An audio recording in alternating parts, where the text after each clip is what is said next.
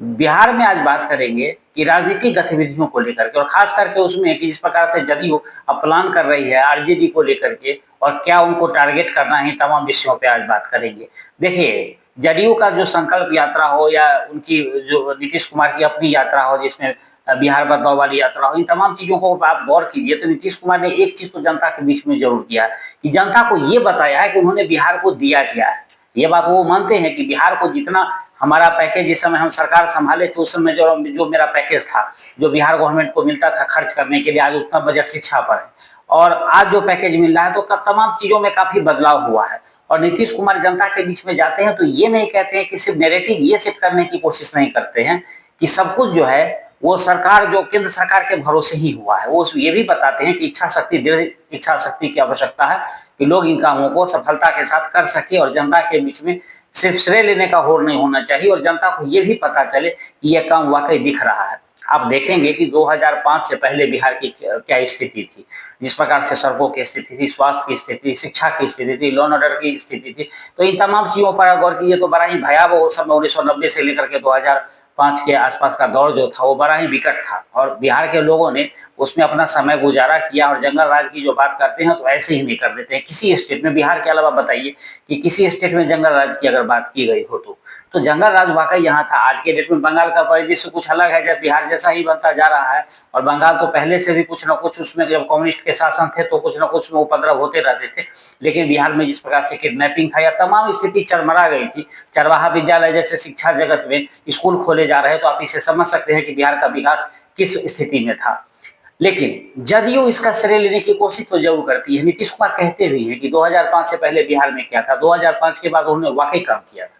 और उसका वो अब जा करके इस चीज को उनको लगता है कि इस बार के चुनाव में लोगों को बताना है, क्योंकि इस बार का चुनाव जो है ना बड़ा ही महत्वपूर्ण होने जा रहा है। आप देखेंगे कि इसमें तेजस्वी यादव निशाने पे नहीं है, मैं कई कार्यक्रम में कह चुका हूं कि निशाने पर तेजस्वी यादव नहीं है, निशाने पर इस बार लालू प्रसाद यादव है।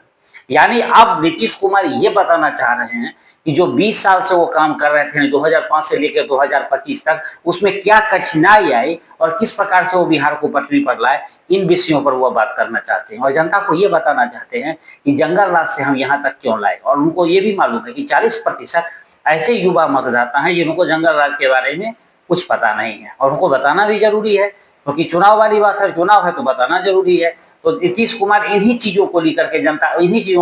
जनता के बीच में जाना चाहते हैं और साबित करना चाहते हैं कि बिहार की जो हालात है वहां से क्या था बिहार, क्या है बिहार और आगे क्या हो सकता है। तो इन तमाम चीजों पर वो जनता के बीच में जाना चाहते हैं और अपनी बेटी की भी ताजपोशी के लिए वो लगभग तैयारी कर चुके हैं। अभी तक उनका